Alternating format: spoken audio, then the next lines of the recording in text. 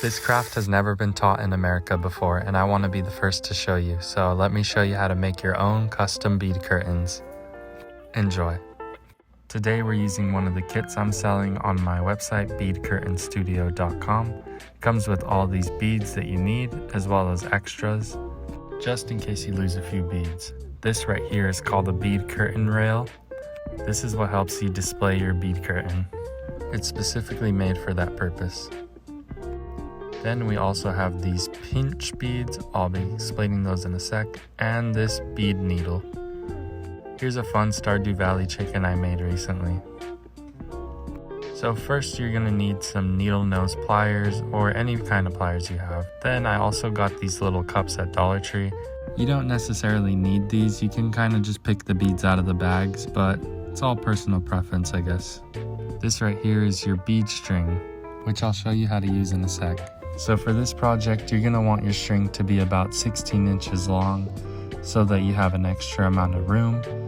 And I went ahead and did about 8 inches on this piece of paper, and then I rolled it around the piece of paper 36 times. That way I could have 36 strings. Once I'm done rolling it, I just go ahead and cut it. And there's my 36 strings. Now that you have all your strings done, you'll get your pinch beads. And these are basically so that you don't have to knot the end of your string or make it more complicated to do. So you'll grab one of these with your plier, and then you'll just squish it at the end. It's way easier than having to knot your bead. Plus it's more accurate too. Then as you can see, the bead will drop down and lay perfectly on that little pinch bead. This right here is your bead needle. You'll want to put your string right through it like this, and then you'll kind of tug the string downward so it gets locked into that needle in between. Then I like to also twist it just to make sure it stays on there. Now we could start with our first row.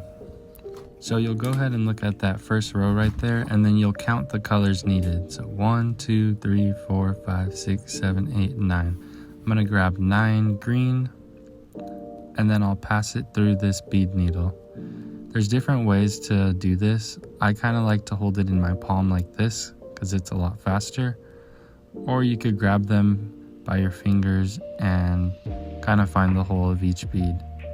Whatever you find faster. I continue this process, and then I'll also add an extra bead at the end.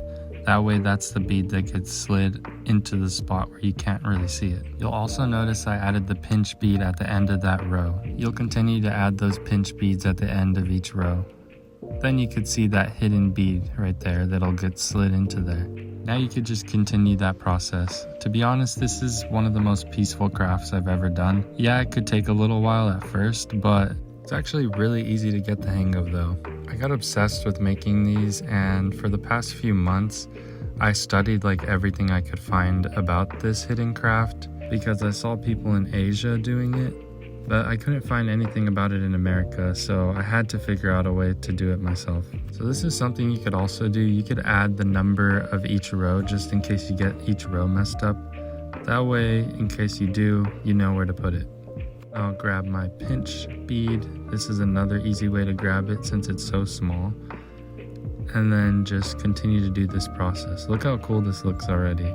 I love how bright these beads are. They just look so cool and satisfying. There's so many cool designs you can make too. Like there's this website called Bead Bracelet, I think it's called. I'll link it below, but they have a lot of free pixel designs and you can make them on your own curtain too, like this.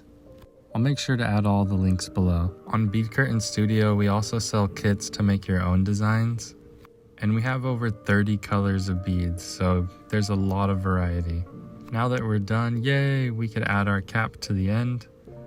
And then I kind of like to align it in the center. And this is what it looks like. Doing this to it is probably one of the most satisfying parts. If you learned something new, please like and subscribe. Thank you guys for watching. Okay, bye.